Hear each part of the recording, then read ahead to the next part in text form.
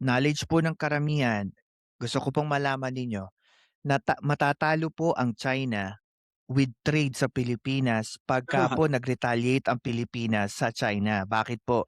Ang laki po ng surplus ng China. Ibig sabihin, ang laki ng kinikita nila sa atin kesa tayo sa kanila.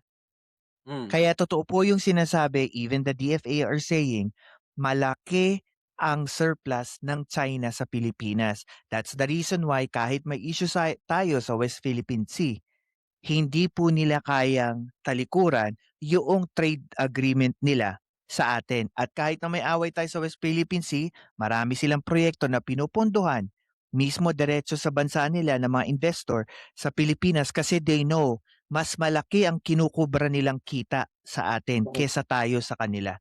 Yun po yung katotohanan doon. Kaya hindi po totoo yung sinasabi ng mga lintik na hinayupak ng mga pro-China propagandista na mahina ang Pilipinas. Sa totoo lang po, kung pag-uusapan ng trade, ang laki po ng leverage natin.